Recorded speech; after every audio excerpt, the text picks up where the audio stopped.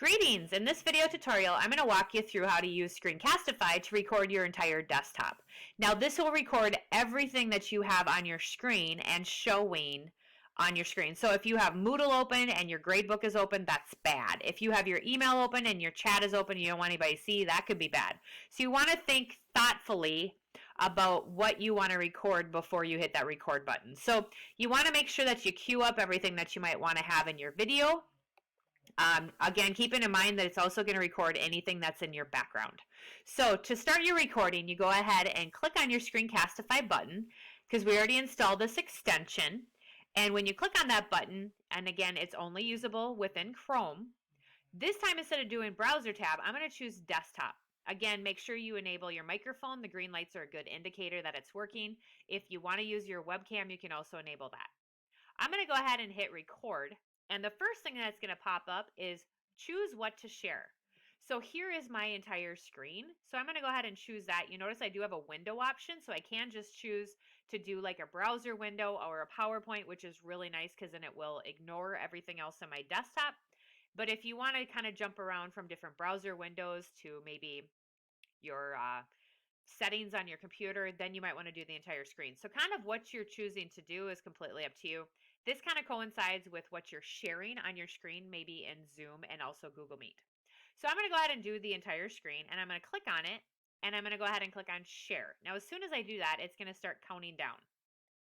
And now I'm recording. And same type of thing within the browser buttons. I have my buttons down at the bottom so I can pause this video. When I'm done with my video, I can stop it. I can go into my mouse settings. I can go into my pen settings.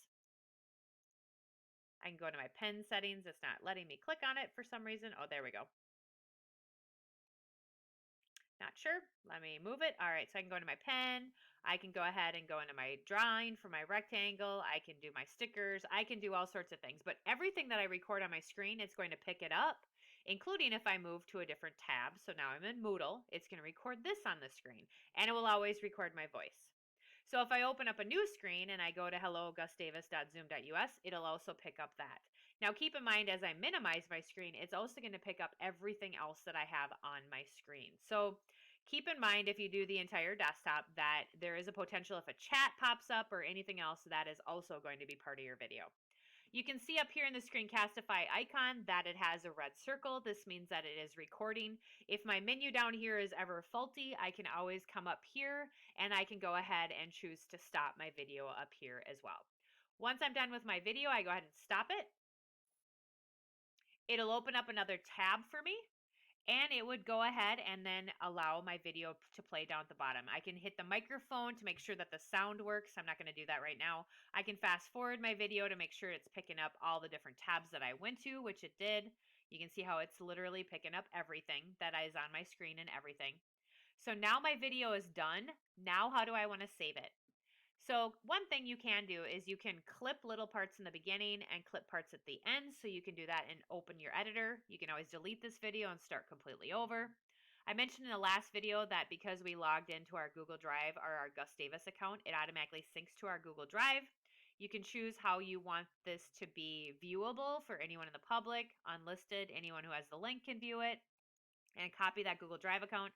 I also mentioned how your Screencastify account actually talks to your Google Drive account, so you can just use this link up above, but there are other sharing options here as well that you can use, or you can also export your video to YouTube or export as MP4 to download that file and have it as well. So a couple different options.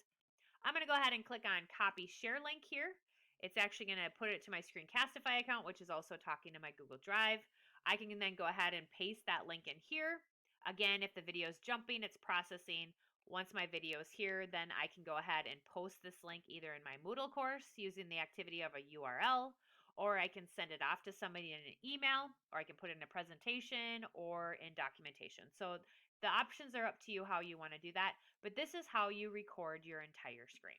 So if you should have any questions on this process, please contact the GTS helpline at Gus Davis, and we can be found at 507-933-6111 or at helpline@gusdavis.edu. Have a great day.